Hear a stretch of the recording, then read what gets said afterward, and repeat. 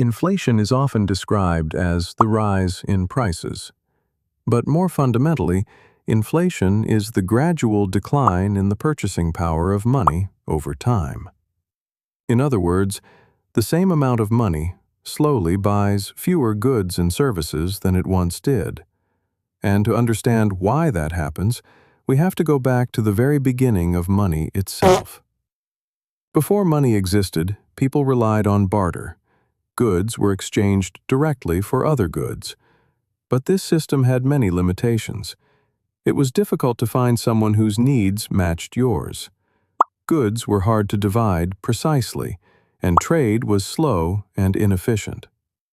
Because of this, people began searching for something that everyone could accept as a medium of exchange, something that was durable, portable, difficult to counterfeit, and widely trusted.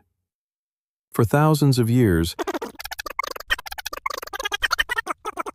gold and silver became the preferred choice, because precious metals were relatively scarce, long-lasting, and difficult to produce in large quantities. This is why gold became the foundation of many monetary systems throughout history.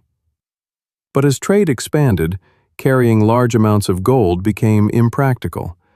Banks eventually began offering gold storage services. In return, people received paper certificates representing ownership of their gold. And over time, those certificates themselves started being used in transactions. Because people trusted they could always exchange them back for gold. At this stage, paper money was essentially just a representation of stored gold. Then the system slowly began to change. Banks realized that not everyone withdrew their gold at the same time. Because of this, a portion of deposits began to be lent out to support economic activity. This system became known as fractional reserve banking. Through this system, credit expanded more rapidly. Businesses could grow, trade increased, and the economy became larger and more interconnected. But at the same time, the amount of money within the economy also began growing faster. And when the growth of money exceeds the growth of goods and services, the purchasing power of money can begin to change. Interestingly, historically, the word inflation did not originally refer only to rising prices. It was first used to describe an expansion in the money supply itself.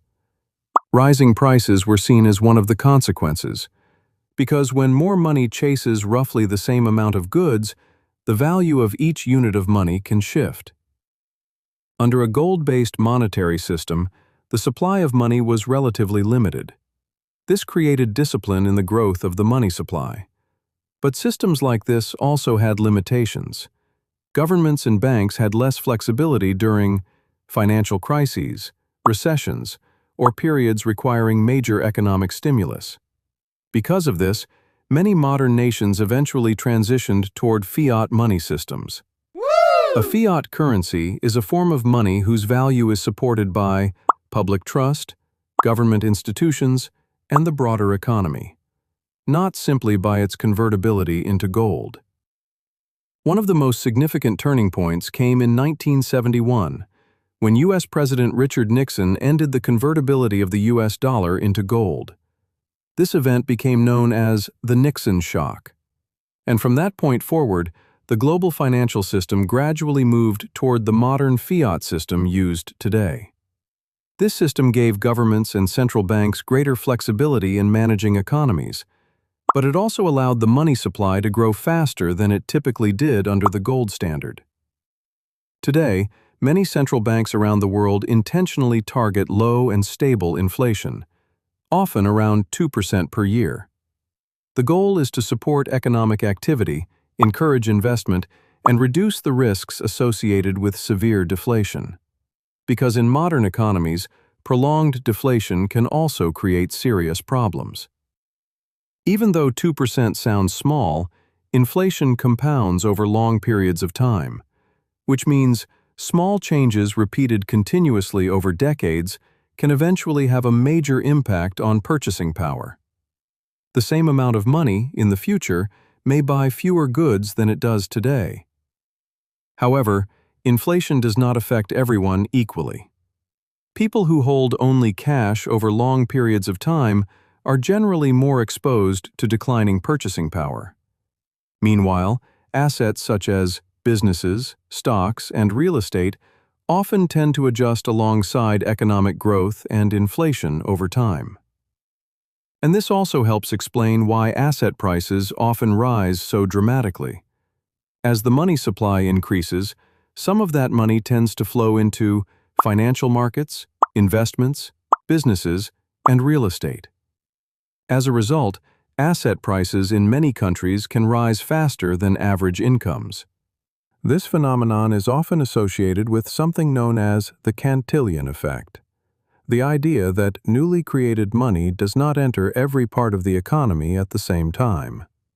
So, is a gold-based system better? The answer is more complicated than it seems. The gold standard did offer several advantages. Inflation was generally lower, money supply growth was more disciplined, and purchasing power tended to remain more stable over long periods. But the system also came with challenges. Economic flexibility was more limited, responding to crises could become more difficult, and the risk of deflation could increase, which is why debates about the ideal monetary system still continue today. What is clear, however, is that not all inflation is considered harmful. Low and stable inflation is often viewed as a normal part of modern economies. But when inflation becomes extremely high and uncontrollable, the consequences can become devastating.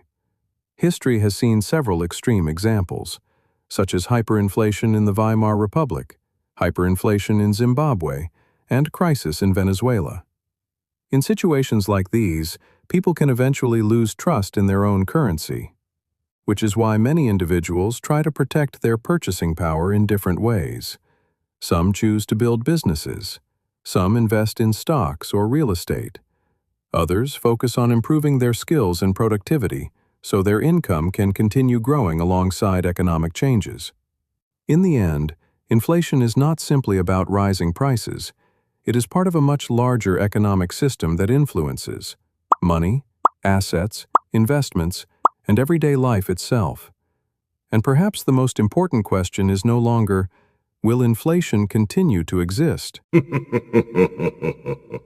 rather, will our income and assets grow faster than the changing purchasing power of money over time? SMC, Stable Monetary Capital. Own your capital.